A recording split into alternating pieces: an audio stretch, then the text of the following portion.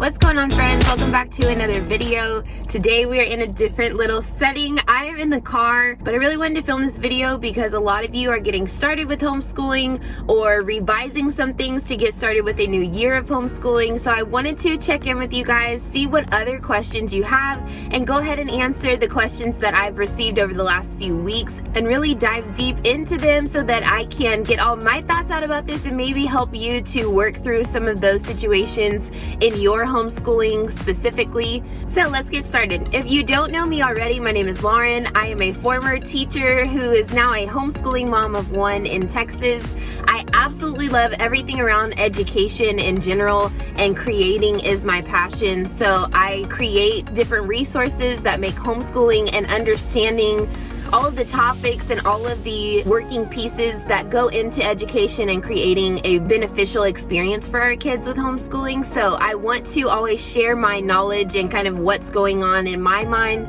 because I do feel like there are lots of resources out there, but sometimes it's hard to really just pick through what you actually need to know and what's going to help and have like the biggest payoff when it comes to creating a learning at home environment and experience for our kids and for our families and for ourselves as a whole. So let's go ahead and get started. The first question that I got was about being nervous to homeschool, and the person was asking if I was ever nervous and how to get over that. So of course, with anything new, you have a little bit of hesitation or maybe like uncertainty because you've never done it before.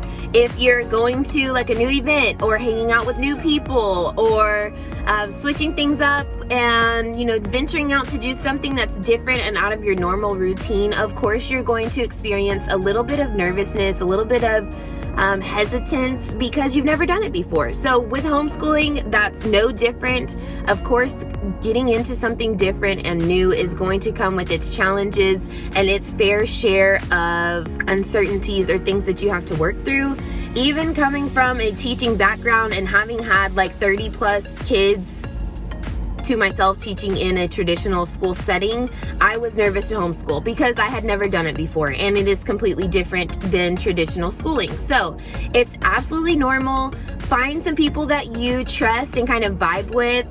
Right here on social media, that's a great way to do that and connect with other people, as well as people in your community that are going through the same thing, and you can kind of pick and choose what you want to recreate or what you don't want to recreate from their experience as well to compile something that works for you, and all together we'll build up a homeschooling situation that is perfect for your kids, for you, for your family, and all of that. So being nervous is absolutely normal, but embrace it and use it to your advantage to get uncomfortable, and you will find exactly what you need and find your footing, and it will just become more natural as you do that. So moving right along, how can I find support in my community? That was the next question. So one of the ways that I did this was getting on Facebook. I know Facebook has kind of become a phased out form of social media for a lot of people, but I would highly encourage you to get on there because you cannot find groups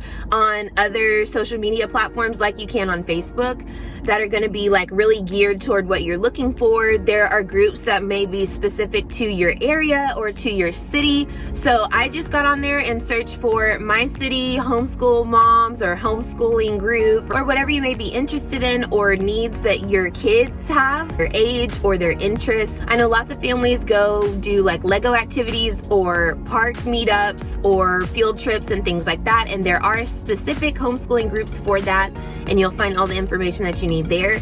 And of course, as you get out and try different groups and meet different people, you'll eventually find folks that you vibe with that are similar to you, and who knows, it could become like your new group of friends or your new group of families that you go and do everything with. So don't doubt the power of Facebook or social media in general. The other suggestion that I have that kind of goes along with that is getting out to your local recreation centers and your local libraries. A lot of the time they will have groups and events already set up, weekly or monthly, however it may be, and that's a great way to not only meet people who are nearby but are also in the same boat, and then you can form relationships with them that way. Not to say that those people are the only ones that you can hang out with. Of course, by finding people in your community or in your area in general, it just makes it easier to plan outings or field trips, to get together and like create a co-op or just be part of different events that different groups offer. Personally, we have found that our local library does all different kinds of things. I shared with you guys on my TikTok that we had like a zoo day where one of our local zoos had people come to the library and they brought animals. It was free. It was awesome. The only downside is that there were a lot of people because it's summer, but that's not really usual during this like regular school year for everyone else. So just keep that in mind too. The summertime is going to be absolutely crowded. So don't shy away if you do find that it's kind of a little bit overwhelming during these months. Be encouraged to push through and maybe just try out a few different things, or just get out there and see what there is offered in your city, in your area, locally, on Facebook, all of those things.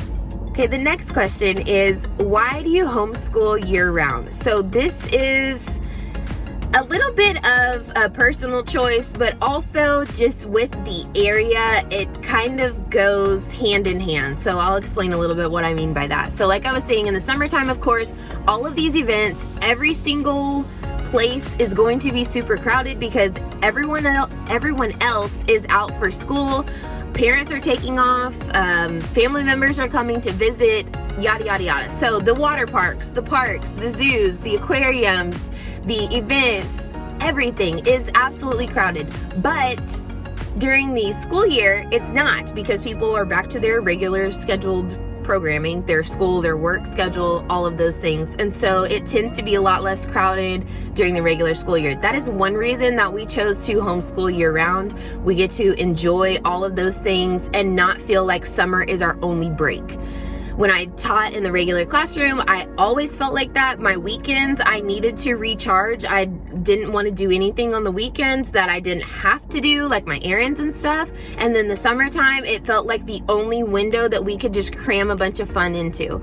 And so I didn't want to put that type of stress on myself or on my son. So we do homeschooling year round, not only for that reason, but also to spread out all of our learning and not feel like we have to have 3 months of downtime and then start back up and get back into the routines.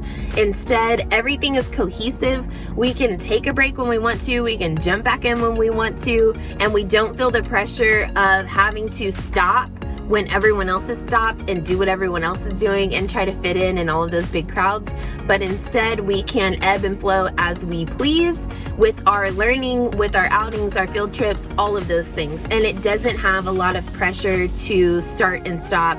And like I said, having like a big break is really tough to not only get back into the routine of like getting up and doing things when summer's over, but you also don't feel like you have to. And that's another like big perk of homeschooling, is choosing your own schedule. You don't have to go along with someone else's schedule. So that's always nice. Okay, and the last big question that I wanted to hit on in this video is, how will I know if my kid is missing something? So of course, if you don't have an education background, I absolutely understand that it's very intimidating to feel like you can't check all of the boxes for your kid. If you've never been a teacher, if you don't have, a degree, or if you never even considered homeschooling, a lot of parents are hesitant, and I absolutely understand. That's completely normal, but that just shows that you're invested in finding ways that you can supply that experience to your kids and be like a great leader, great homeschool captain, if you will. So just know that you alone having those hesitations and even having those thoughts that you may not be good enough shows that you want to be good enough. So everything is a learning experience, and I think it's a great way to model for our kids that we don't know everything, and that's fine because we're open to learning as well. And so that encourages them to do the same thing. So even if you are just stepping into homeschool, there are lots of resources out there. There are lots of things out there that you will just have to be a facilitator for. You don't have to create everything. You don't have to be perfect at everything. You don't have to know everything. That is such an unrealistic expectation, so don't put that stress on yourself. If you feel like your kids don't know things that they should know, and you feel like their traditional schooling didn't supply them with all the tools that they need to move on to the next grade level or next set of topics, that's absolutely fine. There's nothing wrong with going back and really setting a firm foundation before moving on to new topics. When your kids are part of a public school system or part of a bigger group in a traditional school setting, oftentimes they don't have that choice. Your options are to either go to the next grade and not be equipped, or you can be held back. And those are usually the only two things that they offer to you as the parent in a way of creating a plan for your kids. When you homeschool, completely different. You get to decide when it's time to move on. Your student or your learner, your kids are going to be the ones that get to say when it's time to move on, what needs to happen next, and all of those things. And as you get more comfortable with watching how they build their comfort when they really know a topic, you will also know when it's time to move to the next thing. If you see that they're struggling the opposite direction, you will need to go back and solidify some of those topics that will help them to be successful in learning new material. So let's say that you have a first grader who should be reading right now, and you're noticing that they're not reading. So of course you'll need to take a step back to the previous pieces that go into reading. So you may need to work on sight words a little bit more. You may need to work on easier stories so that they can build their confidence and their exposure to reading a little bit more before moving on and expecting them to be reading poems and chapter books on their own and all of those type of things. Whenever you are noticing that something is amiss, I would highly suggest going back. You can even look at the state standards to help you to know what is covered in the previous grade level and pick and choose what pieces they need to plug in to really build a solid foundation of topics before moving to the next thing. So don't be afraid to backtrack a little. Don't be afraid to practice those easier type of skills so that your kids can really get familiar with them. They can really nail them so that moving on is easier. There's less stress for everyone, and they have an easier time with understanding harder topics because they've already nailed the ones that led up to that. Another suggestion that I have for this specifically is finding end of year or beginning of the year assessments for that grade level. So what I mean by that is, for example, my son is finishing up first grade and we're stepping into second grade. So I would pick an end of year assessment for first grade that helps me to know if there's anything in first grade that we need to go over again, anything that he's struggling with that I missed before. And then I can also get a beginning of the year second grade assessment to see what he already knows and we may not need to cover as intensely, and some things that we can use to plan for the first part of second grade. So you can find those on Teachers Pay Teachers. A quick Google search will work. Use Pinterest, all of those type of things. Or I was saying, visit your state standards. IXL.com has all of the standards laid out. I shared with you guys how I've been picking and choosing different assessment suggestions on there based on the standards. And for Texas specifically, you can go to the Texas TEA website to get all of their standards so that you'll know exactly what those standards mean. They break it down, tell you all of the pieces that make up a standard, and a standard will cover a topic. So I hope that makes sense. I know that that's kind of a lot of lingo there, but I hope that by giving you those examples, it cleared that up just a little bit. So those were the main questions that I had this time around. If there is something else that you want covered, definitely leave your question in the comments and we can have another video like this here soon. Or you can reach out to me on social media. I have all of my social media links linked down below. Follow me on TikTok. Lately, I have been going live on TikTok midday, right after lunch, once your kids eat, once you feed yourself, come and hang out on TikTok. I'm working on building all of our activities, creating our lessons and all of those things. And it's been really fun to connect with you guys in real time and get to have those more interactive conversations. So I will leave my TikTok below as well, so you can go follow me over there. As always, thank you so much for being here. I wish you the best of luck with whatever homeschooling stage you're in right now. You're not alone. There are lots of families that are starting up homeschooling right now.